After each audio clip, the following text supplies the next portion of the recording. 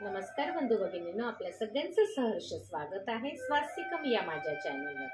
आज मी आपल्या सगळ्यांसाठी तिरुमला तिरुपती श्री व्यंकटेश्वर बालाजी चे जीवनचरित्र व महात्म्य हे या पुस्तकातील दुसरा अध्याय घेऊन आलेली आहे. तरी आपण सगळ्यांनी हे श्रवण करा. भृग महर्षी ब्रह्मदेवाची परीक्षा करतो.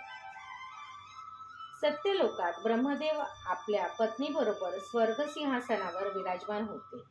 सिंहासनाच्या एका बाजूला ब्रह्म ऋषी, राजऋषी, देव ऋषी आदी महामुनी लोक बसलेले होते, तर दुसऱ्या बाजूला यज्ञ, यक्ष, गंधर्व, किन्नर, स्त्री, पुरुष आदी देवता बसलेले होते.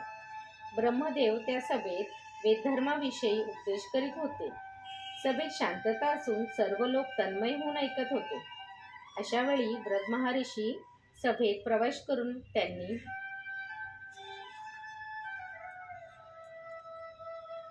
चोहीकडे नजर फिरवली.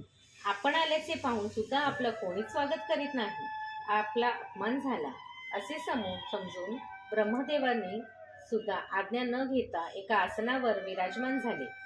भृग महर्षींच्या या अनुचित कार्याबद्दल ब्रह्मदेव रागवून कठोर स्वरात म्हणाले, अरे भृगा, तू तर ब्रह्मऋषी आहेस. सभा मर्यादा पण जाणत नाहीस का? सभा अधिपती मी, मला तरी विचार नको का? शेवटी प्रणाम सुद्धा न करता आसनारूढ झालास. तुझी इतकी हिंमत, तुला इतका गर्व. तुम्ही सभेत असलेल्या मुनी लोकांपेक्षा अधिक तपोशील आहात, श्रेष्ठ आहात, देवदेवतांना पण शाप देणारे आहात, जमदग्नी मुनीपेक्षा जास्त शक्तिशाली आहात. मला स्वप्नात पण वाटलं नव्हतं की तू इतका अहंभावी गैरवर्तन करशील. अशा अमंगल भाषेने भृग महर्षीला रागे भरले.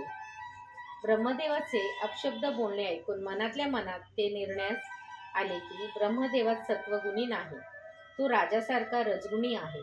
या यज्ञफलास योग्य नाही. आसनावरून उठीत रागाने ब्रह्मदेवाला म्हणाले, हे ब्रह्मा, तुम्ही मी येण्याचे कारण न समजताच माझा अपमान केलात. तुमच्यासारख्या अविचार्यांना माझा शाप आहे की भूलोकात तुला देवालय नसून तुझी पूजा कोणीही करणार नाही. अशा प्रकारे ब्रह्मदेवाला शाप देऊन भृग महर्षी कैलासास चालते झाले.